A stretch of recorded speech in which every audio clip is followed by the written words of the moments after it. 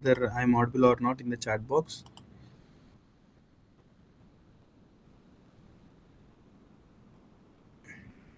So is it clear? My voice is clear. Yes. Thanks for your confirmation. And let's wait few more minutes so that other people will join.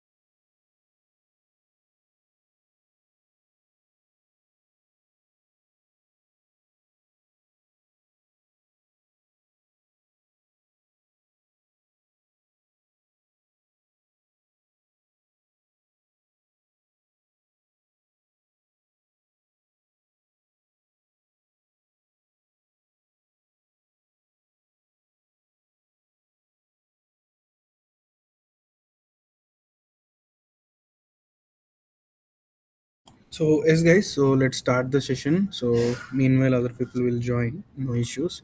So once again confirm me whether I am audible or not. Is it clear? If it is clear, please type C in the chat box. C means clear. C means clear. Yes, thanks for your confirmation, guys. I'm very happy, and that's everything is fine. So let me start. Uh,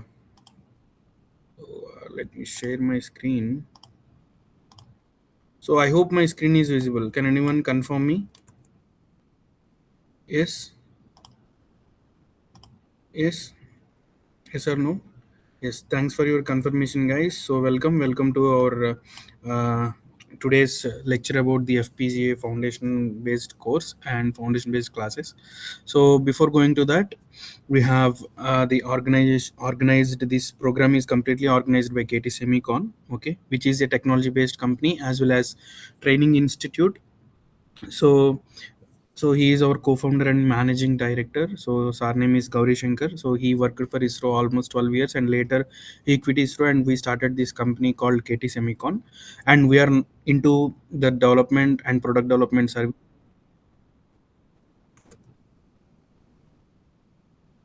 Yes. So are you able to listen, guys? Yes or no in the chat box? Is it clear? Yes. Thanks for your confirmation. So. Uh, So we are into providing different services to the defense and aerospace sectors and as well as the commercial services also. And not only into that, so we are dedicated to empower the next generation of engineers and technologists through our specialized industry oriented training programs. So where we can involve our trainees and training students in real time problems and real time solutions. So here you can see these are some of the company services: FPGA IP code development services, embedded system solutions, AML based application development services, and custom hardware design and development services, flight and automobile software solutions, and ground station software solutions also. So these are some of the services where we are into complete VLSI, embedded systems, and AML development, right? So these are some of the delivered projects to the clients, and these are the some of the ongoing projects. So I don't want to discuss all these things with you, but these are some of the projects, ongoing and delivered projects. So moving on, so we have the other platform, other wing of the company is called EdTech wing. So my name is Vivek. So I am one of the head of this EdTech wing. So we provide the courses, industry-oriented training programs in RTL design and verification, physical design, FPGA development services, and high-level synthesis programs, analog layout design, embedded systems, VLSI embedded with artificial intelligence and machine learning. And our offline location is in Hyderabad near Balnagar metro station. And we provide in three modes: offline, online, and hybrid mode also. And we conduct webinars, real-time projects and workshops and internships, and giving placement assistance and industry oriented training. And we conduct in colleges also. We visited more than 30 colleges in last 1 year, and we delivered so many workshops and guest lectures also. And we are starting our new batches both online and offline from Jan. Yes, Jan 19th. That is the courses we have: physical design, embedded systems, and design verification. So we are starting from Jan 19th after Pongal. Okay. So those who are in FPJ courses, FPJ foundation courses, we have discounts exclusively for you. So for more information and how to register in these courses, so you can directly take this screenshot and you can contact this particular number 6303430469. You can take this screenshot and you can mail also. So you can mail to info@ktsemicon.com, and you can visit our official website www.ktsemicon.com. So I think my our contact details are visible to you. Yes, so you can take the screenshot. And this is about our KT Semicon and our next programs, what we are launching and what our plans. So I think hope everyone understood. If it is understood, like please type you in the chat box. You means understood. You means understood. Yes. Thanks for your confirmation, guys. And you take our contact details and you can get back to us. We will give you the discounts and vouchers in our training programs. Those who are in FPGA foundation course, right? Thanks for your confirmation, guys. And I'm leaving and I'm handovering to Gaurav. Yes, Gaurav, please take.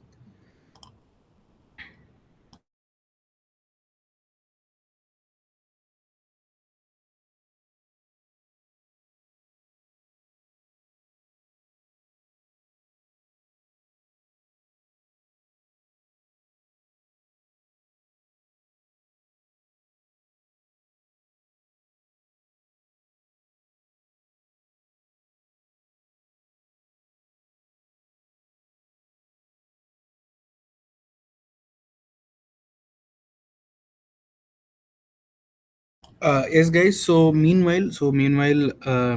Before going to our lecture, so how many of you are interested to build your career in VLSI or embedded system, that is in core domain? If you are interested, please type me in the chat box. Me means you are interested. Yes, Priya, Abhishek, Raghav, very good. Reddy, Raghu, yes, and Bhumika, Chatterjee, Sraman, Hadjer, Hafsan, yes, Manohar Joshi, very good. And Hadjer, okay. Bhumika, Reshma, very good. Raghav, Abhishek, Ash, Panchal, very good, guys. Revant Kumar, Deepika, very good, very good. So to get into VLSI or to get into the core domain, definitely you need hands-on experience, not only just theory. Am I correct, guys? If I am correct, please type C in the chat box. So without having the practical and hands-on experience, you will not enter into any field. So whether it is embedded systems or VLSI front end or back end, whatever it may be, you should have the hands-on experience and you should have the tool experience. So if you are interested to build your career, if you are willing to settle down and start your a career in VLSA or the core domain, KT Semicon is there for you and definitely help you out in getting hands-on experience with real-time projects and the hands-on tools experience also. And other question to you guys. So if you are pursuing your BTech, please type P in the chat box. P means pursuing. If you are already completed your BTech, please type C in the chat box. C means completed. Raghav, pursuing, very good. Priya, Mridula, Yesh Panchal, Yesh Reshma, okay, completed. Supraja completed, Sram and Revant Kumar completed. Very good. So we have the combination of guys who are in uh, pursuing and completed. So I am so happy and you all are welcome to our training programs, and you all are eligible, whether you are first year, second year, third year, or fourth year, whatever it may be. You are eligible, and we will train you from scratch, right? So yes, we have Gaurav, and he will take the further session. Thank you. Thank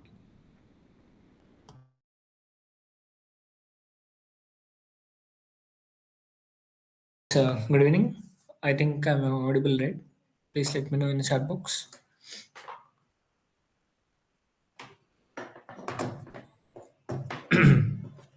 Yes. So thanks for the confirmation. 1 minute.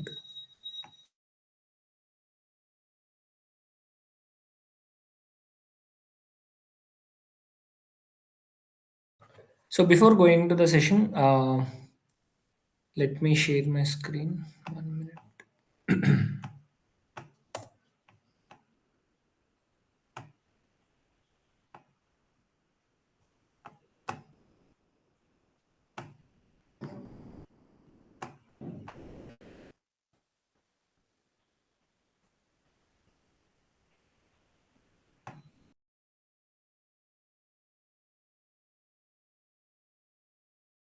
Yeah. So we have started in our previous session about what is the difference between your FPGA and ASIC, and we have also seen how your ASIC design flow is going to look like, and we have took one example of your controller with some APB interface, and we have seen how actually the ASIC design is going to look like, and what are the tools you are going to use. Just we have seen the tools, right, for the front end and back end. What are the tools we use for this ASIC design flow? These are all things we have seen, right? Now, as some of you are still college grads and cannot able to understand this APB interface or UART interface, right? So that's why we thought of discussing about another example, which is going to have some simple 8-bit processor. So how many of you have just gone through that particular 8-bit processor? Please let me know in the chat box. Just the architecture. I don't want any in detailed explanation of how your processor is going to work. Just the architecture or the blocks which are present in that particular processor. Have you all gone through that particular processor? Who are all facing difficulty understanding that particular ABB based UART? Have you gone through that particular processor architecture? Yes or no in the chat box?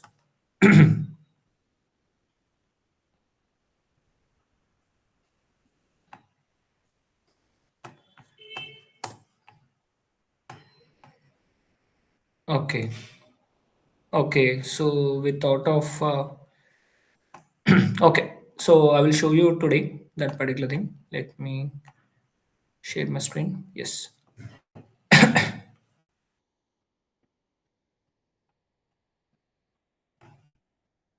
So basically, yesterday session we have seen how your basic UART based controller is going to design using your ASIC design flow. This is the architecture we have seen, and it was a bit complex if you are a student and if you don't know how these things are working.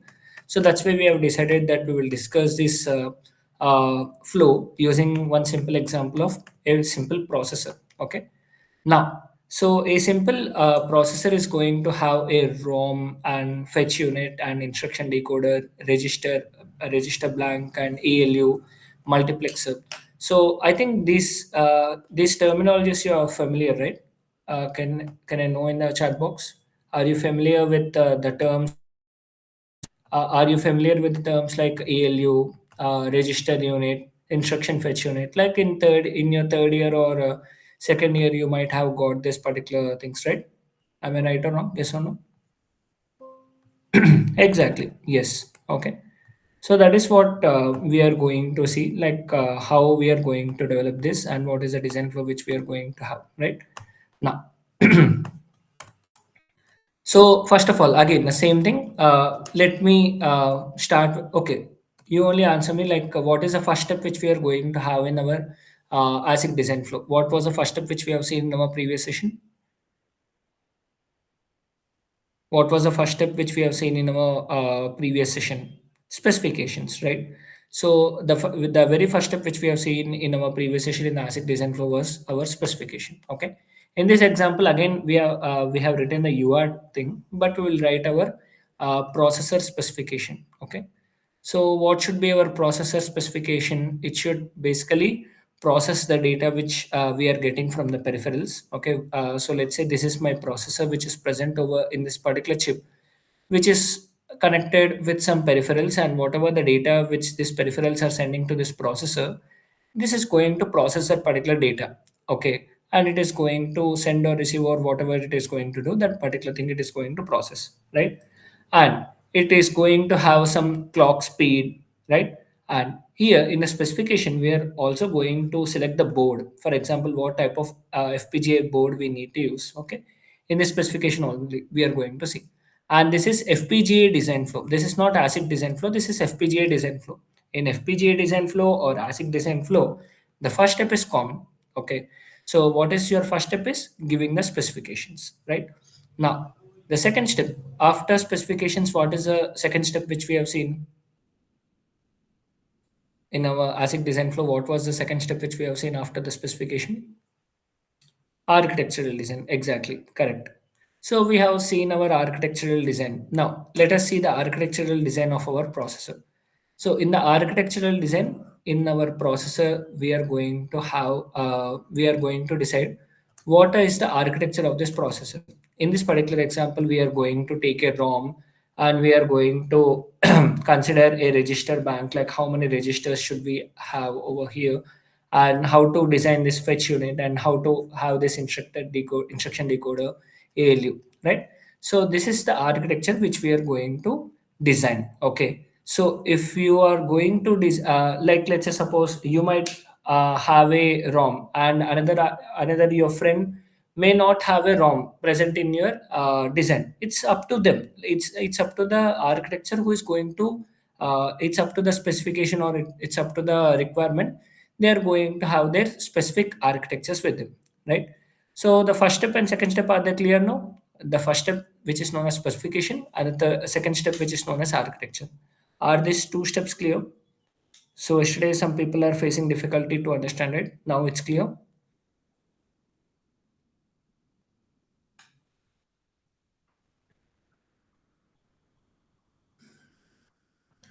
Yeah, that will differentiate.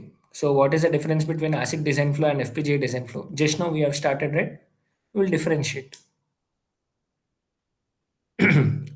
So in the ASIC design flow, the first step was specification, and in the FPGA design flow was also the specification was there. And especially in the specification, we were deciding what type of boards we should use. Okay. Next, in the architecture, in the FPGA design flow and in ASIC design flow, everything is similar. Okay. Now, the third step which we are going to use is our RTL design. Okay. In the ASIC design flow and in the FPGA design flow, the step is same. Okay. What is the step? Basically, we are going to develop our Verilog or VHDL code. Okay.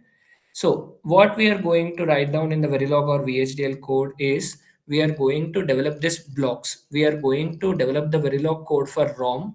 We are going to develop the Verilog code for ALU. We are going to develop the Verilog code for registers. Like this, block by block, we are going to develop each and every code for this particular blocks, and we are going to integrate them in the RTL design using our Verilog language, or you can use your VHDL language. Using these languages, we are going to develop this particular blocks, and we are going to instantiate them. Okay. In this particular example, UART example is shown, and this example UART example has been written. Okay. But we are discussing about our 8-bit processor. Okay. So this is the third step. So very first step is nothing but our specification. Second step is architectural design. Third step is RTL design. RTL design. Now, after writing your RTL design, after writing your Verilog code or VHDL code, you need to verify its functionality, whether that particular code is working or not, or whether it is working your, or whether it is matching your expectations or not. That you need to check it. Okay. If it is not meeting, then you need to make your modifications inside your code, right? So that particular step is nothing but my functional simulation or functional verification, I can say. Okay. Here, yesterday also I have shown you we are going to use different type of tools which we can use for functional simulation. and I've shown you how you are basically going to verify, right? Now here also the same thing we are going to do. We are going to verify the functionality of that particular code without actually implementing that code on your hardware. Okay, before actually implementing that particular code on your hardware, you're going to verify the functionality on the software level itself. Okay, the same tools we can use, the same tools which I have shown you in the previous day, right? Where is this? Yeah, these are the tools. Model sim you can use, Questa sim, VCS, Xelium, Icarus, very later. So this and all you can use for functional verification. Okay. Yeah. So for FPGA design flow also, you can use the same tools. Okay. For functional simulation, you can use all the tools which I have listed there. Okay. Now, next comes the synthesis. So from here, the things will start get differentiating. So up to functional verification, are they clear? Any doubts or any queries up to functional verification? Yes, no in the chat box, please.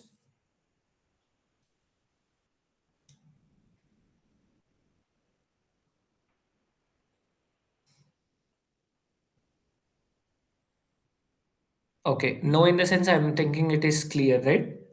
Okay. Okay. Now, so from the synthesis, the things will get differentiate, right? Now, in the case of your FPGA design, the front end part is taken care by you, and coming to the back end part, most of the part will be taken care by the tool, right? So, in the case of your ASIC, it is fully customizable and semi-custom. Fully customized in the sense you can have you can have total access over your design process, like from placement to routing. Okay. So basically in the functional verification, what are you going to do is you are going to write the code. Okay. Like let's say suppose you are going to write down the code for a arithmetic logic unit, ALU. The ALU is going to add or it is going to subtract or it is going to perform logical operations, right? Now you need to verify its functionality, whether it is able to add or not. You're basically checking the functionality, whether it is able to perform the multiplication or not. If it is not able to perform that particular thing in the software level only, we cannot expect that particular thing to be implemented on the hardware. Okay. So in this particular functional verification part, you are making sure that it is working correctly. Okay. Is it clear?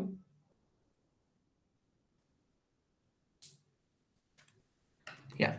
And coming to the synthesis, in the ASIC design flow, we have full custom and semi-custom.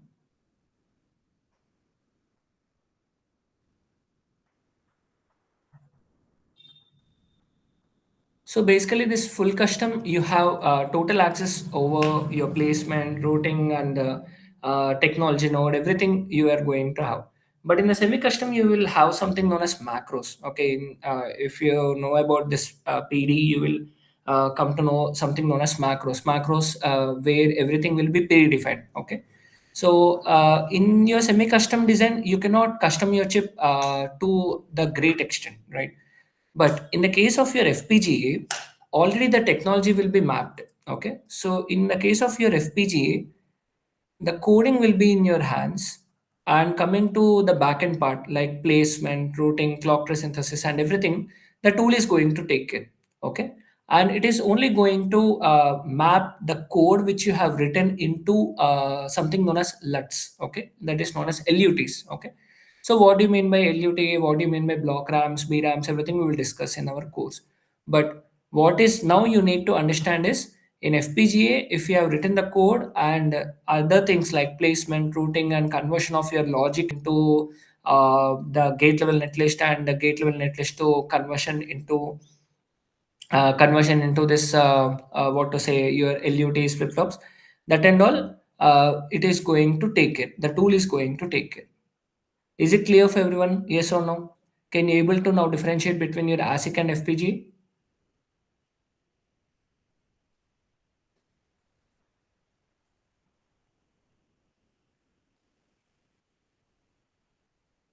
I'm waiting for your responses in the chat box.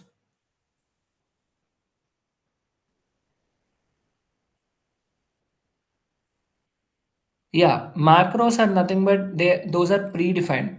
So there will be something known as macro cells. Like if you want to implement any functionality, so those particular cells will be present in the libraries. So PD people when they are going to place something or they are going to design something, they are going to use those macro cells and they are going to design.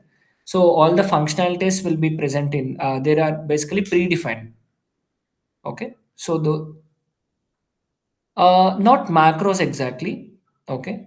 Not exactly macros. We are going to have different technology over here that we will discuss. Okay. Yeah.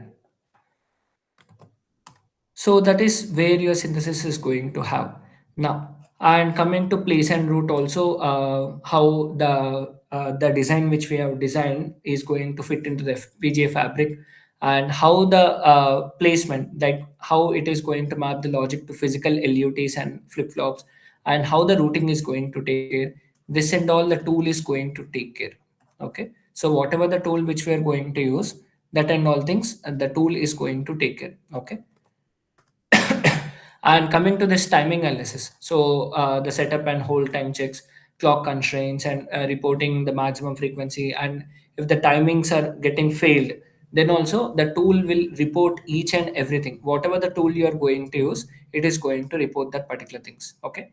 Now, what are the tools which we are going to have for our FPGA is for Xilinx based for Xilinx based FPGAs, we are going to have something known as Vivado.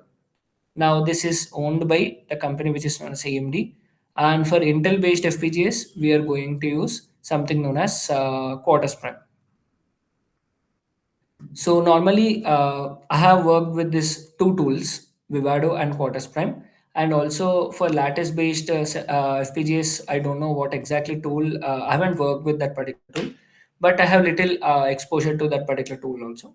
But our main focus will be okay. Thank you for that. Certus, I cannot pronounce it correctly. Okay, I will write down here. I haven't worked with this particular tool. Okay. So generally, Xilinx-based FPGAs and Intel-based FPGAs, the evaluation boards which we are going to use, and we have our Xilinx-based FPGAs. Now, as we have discussed how your ASIC design flow and FPGA design flow is going to look like, next what are we going to look is what is exactly which is present inside this FPGA and what making this FPGA configurable, right? And how we are going to program our FPGA and how we are going to reprogram it, and what is the classification of FPGAs based on the architecture, based on the processors, and based on the companies. Okay, that is what we are going to see. But what I expect from you is basic foundation, like the difference between ASIC design flow and the difference between FPGA and how the things are going to work. Okay, the basic understanding I need you. I'm expecting from you guys. Okay, I hope you have got a clear idea about what do you mean by ASIC, what do you mean by FPGA, and what is the differentiating factor between your ASIC and FPGA, right? Yes or no in the chat box?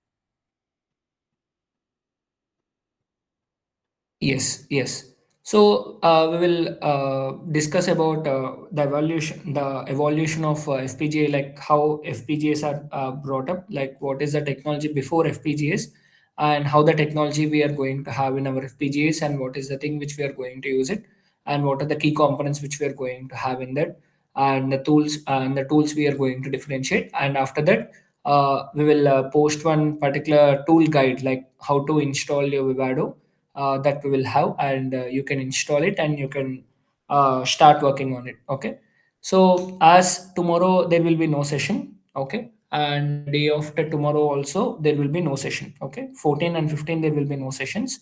So from 16 we are going to resume again. Okay, so in these 2 days, if you are not familiar with Verilog language, you can start working on it. And if you are not familiar with digital design, then also you can work on it. And especially if you are not familiar with FSMs, okay, So FSMs we are going to use a lot in our course, okay, for project development or something. We are going to use FSMs a lot, and we are also going to use counters a lot, okay, and we are also going to use shift registers. These three we are going to use a lot in our course, okay, and Verilog coding is also mandatory, okay. So if you're not familiar with these particular topics, you can start exploring them, and you can explore them in this 2 days, okay. Yeah, so that's about this particular session. And before going to end this particular session, yeah, tool is free. Tool access is free. Can you provide specs so parallelly go through it? Which particular specs you need? Okay, and before going to end this particular session, Vivek, are you there? Yes, Gaur. Yes. So shall we announce that particular hackathon, or do we Yes, have yes, some time? we can. Okay. So, as many of you are in your second year and third year, actually, we are planning a hackathon like thing, and you are going to have a problem statement. Okay. So, we are going to provide you a problem statement, and whoever has registered in that particular hackathon, whoever has registered in this particular hackathon, so they will be splitted into some group of 3 members or 4 members into teams, right? So those people should solve that particular problem statement and should come up with some solutions and in detail process and what is that you need to do, that we will announce soon, okay. So you can also be prepared for this particular hackathon if you are a second year or third year student, right? So it will definitely boost your confidence and boost your resume also, right? So the things you need for this hackathon is the things that are needed for this hackathon is Verilog is very important, and digital fundamentals is also very important. So the architectural design will be dependent upon your digital design, okay, so you can concentrate on that particular things. Yeah. And anything you wanted to add, Vivek, and about the batch or about the hackathon? Yeah. So that's all from my side. So we will continue from 14, 15, 16. Okay. Yeah. So if you have any doubts or any other queries or anything you wanted to discuss, you can stay. Right. Thank you. Yes, thank you, Gaurav. And we will share the registration details about the hackathon also in WhatsApp group also. Please stay tuned. Yes, thank you. Thank you, guys. Thanks for joining. And recordings will be, yesterday's class recordings will be uploaded in a few minutes. Okay. Yeah. Thank you. Tool access, everything we will explain you, like how to access your tool and what is the process, how to install it. Don't worry about that.